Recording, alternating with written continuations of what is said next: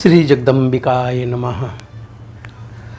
बोलो शेरा वाली मैया की जय। हमारे कुल की वृद्धि करने वाले हे स्वामिन, मैं श्री कृष्ण के विषय में पूछना चाहता हूँ। मैंने सुना है कि परम प्रतापी श्रीमान वसुदेव राजा सूरसेन के पुत्र थे, जिनके पुत्र रूप में साक्षात भगवान विष्णु अवतरित हुए थे। आणक दुंदुभि नाम से विख्यात वे वसुदेव देवताओं के भी पूज्य थे। धर्मपरायण होते हुए भी वे कंस के कारागार में क्यों बंद हुए? उन्होंने अपनी भार्या देवकी सहित ऐसा क्या अपराध किया था जिससे ययाति के कुल में उत्पन्न कंस के द्वारा देवकी के 6 पुत्रों का वध कर दिया गया। साक्षात भगवान विष्णु ने वसुदेव के पुत्र रूप में कारागार में जन्म क्यों ग्रहण किया? देवताओं के अधिपति भगवान श्री कृष्ण गोकुल में किस प्रकार ले जाए गए और वे भगवान होते हुए भी जन्मांतर को क्यों प्राप्त हुए? अमित तेजस्वी श्री कृष्ण के माता पिता वसुदेव और देवकी को बंधन में क्यों आना पड़ा?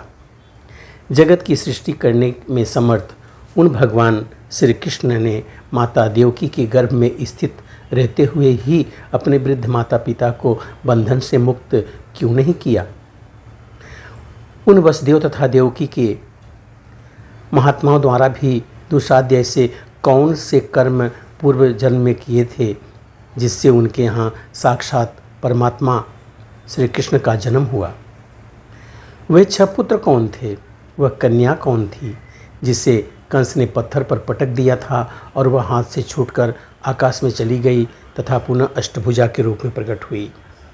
हे अनघ, बहुत सी पत्नियों वाले श्री कृष्ण के गृहस्थ जीवन, उसमें उनके द्वारा किए गए कार्यों तथा अंत में उनके शरीर त्यागने के विषय में बताइए। किंवदंती के आधार पर मैंने भगवान श्री कृष्ण का जो चरित्र सुना है उससे मेरा मन परम विस्मय में पड़ गया है। अतः आप उनके चरित्र का सम्यक रूप से वर्णन कीजिए। पुरातन धर्म पुत्र महात्मा तथा देवस्वरूप ऋषि श्रेष्ठ नर नारायण ने उत्तम तप किया था। जगत के कल्याणार्थ निराहार, जितेंद्रिय तथा स्पृहा रहित रहते हुए काम, क्रोध, लोभ, मद और मत्सर्य इन 6 पर पूर्ण नियंत्रण रखकर साक्षात भगवान विष्णु के अंश स्वरूप जिन नर नारायण मुनियों ने पूरे क्षेत्र बदरी का आश्रम में बहुत वर्षों तक श्रेष्ठ तपस्या की थी, नारद आदि सर्वज्ञ मुनियों ने प्रसिद्ध तथा महाबल संपन्न अर्जुन तथा श्री कृष्ण को उन्हीं का अंशावतार बताया है। उन भगवान नर नारायण ने एक शरीर धारण करते हुए भी दूसरा जन्म क्यों प्राप्त किया और पुनः वे कृष्ण तथा अर्जुन कैसे हुए? जिन मुनि प्रवर नर नारायण के मुक्ति हेतु कठोर तपस्या करी गई थी, उन महातपस्वी तथा योग सिद्ध संपन्न दोनों देवों ने मानव शरीर क्यों प्राप्त किया? अपने धर्म में निष्ठा रखने वाला शूद्र अगले जन्म में क्षत्रिय होता है और जो शूद्र वर्तमान जन्म में पवित्र आचरण करता है वह मृत्यु के अनंतर ब्राह्मण होता है। कामनाओं से रहित शांत स्वभाव ब्राह्मण पूर्व जन्म रूपी रोग से मुक्त हो जाता है, किंतु उनके विषय में तो सर्वथा विपरीत स्थिति ही दिखाई देती है। उन नर नारायण ने तपस्या से अपना शरीर तक सुखा दिया, फिर भी वे ब्राह्मण से क्षत्रिय हो गए। शांत स्वभाव से दोनों अपने किस कर्म से अथवा किस शाप से ब्राह्मण से क्षत्रिय हुए? हे मुने, वह कारण बताइए। मैंने ये भी सुना है कि यादवों का विनाश ब्राह्मण के श्राप से हुआ था और गांधारी के श्राप से ही श्री कृष्ण का वंश का विनाश हुआ था। संबरासुर ने कृष्ण पुत्र प्रद्युम्न का अपहरण क्यों किया? देवाधिदेव जनार्दन वासुदेव के रहते सुतिका गृह से पुत्र का हरण हो जाना एक अद्भुत बात है। द्वारका के किले में श्री कृष्ण के दुर्गम राजमहल से पुत्र का हरण हो गया, किंतु भगवान श्री कृष्ण ने उसे अपनी दिव्य दृष्टि से क्यों नहीं देख लिया? हे ब्राह्मण, यह एक महान शंका मेरे समक्ष उपस्थित है। हे प्रभु, आप मुझे संदेह मुक्त कर दीजिए। देव श्री कृष्ण के स्वर्गागमन के अनंतर उनकी पत्नियों को लुटेरों ने लूट लिया। हे मुनिराज, यह कैसे हुआ? हे ब्राह्मण, मन को आंदोलित कर देने वाला यह संदेह मुझे हो रहा है। श्री कृष्ण भगवान विष्णु के अंश से उत्पन्न हुए थे और उन्होंने पृथ्वी का भार उतारा था। हे साधो, ऐसे वे जनार्दन जरासंध के भय से मथुरा का राज्य छोड़कर अपनी सेना तथा बंधु बांधवों के सहित द्वारकापुरी क्यों चले गए?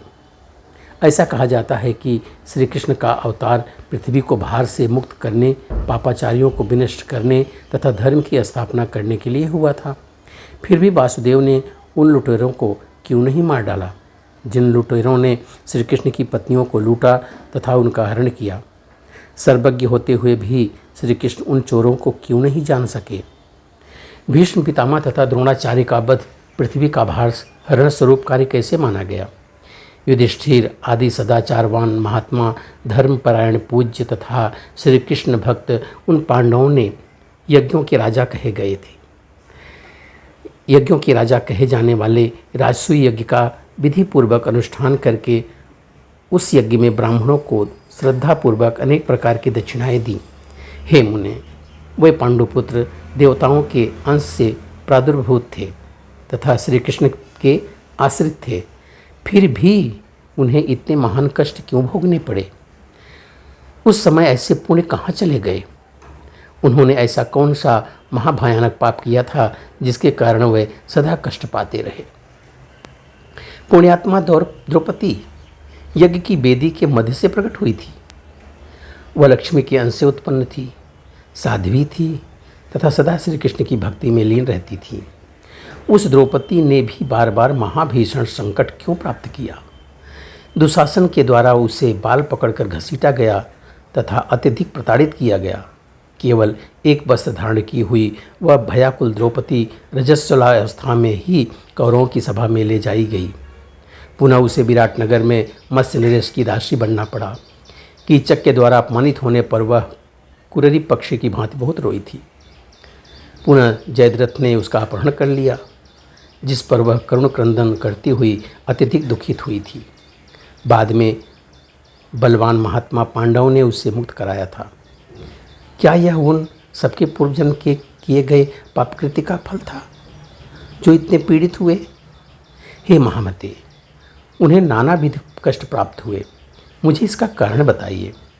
यज्ञों में श्रेष्ठ राजसूय यज्ञ करने पर भी मेरे उन पूर्वजों ने महान कष्ट प्राप्त किया। लगता है पूर्व जन्म में कृत कर्मों का ही यह फल है। देवताओं के अंश होने पर भी उन्हें कष्ट प्राप्त हुआ। मुझे यह महान संदेह है। महान सदाचार परायण पांडवों ने जगत को नाशवान जानने के बावजूद भी धन के लोभ से छद्म का आश्रय लेकर भीष्म पितामह तथा द्रोणाचार्य आदि का संहार किया।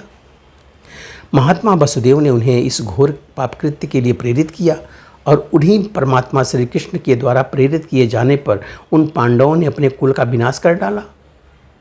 सज्जन पुरुषों के लिए भिक्षा मांगकर अथवा निवार आदि खाकर जीवन बिता लेना श्रेयस्कर होता है। लोभ के वशीभूत होकर वीर पुरुषों का वध न करके शिल्प कार्य आदि के माध्यम से जीवन यापन कर लेना उत्तम होता है। हे मुनिषोत्तम, आपने वंश के समाप्त हो जाने पर शत्रुओं का विनाश करने में समर्थ गोलक पुत्रों को नियोग द्वारा उत्पन्न करके शीघ्र ही वंश की रक्षा की थी। कुछ ही समय के पश्चात विराट पुत्री उत्तरा के पुत्र महाराज परीक्षित ने एक तपस्वी के गले में मृत सर्प डाल दिया। यह अद्भुत घटना कैसे घटित हो गई? क्षत्रिय कुल में उत्पन्न कोई भी व्यक्ति ब्राह्मण से द्वेष नहीं करता। हे मुने, मेरे पिता ने मौन व्रत धारण किए हुए उन तपस्वियों के साथ ऐसा क्यों किया? इन तथा अन्य कई प्रकार की शंकाओं से मेरा मन इस समय आकुलित हो रहा है। हे तात, हे साधो, हे दयानिधे, आप तो सर्वज्ञ हैं, अतएव संदेहों को दूर करके मेरे मन को शांत कीजिए। चतुर्थ स्कंद के पहला अध्याय यहाँ पे पूर्ण किया जाता है। बोलो श्री रावाली मैया की जय।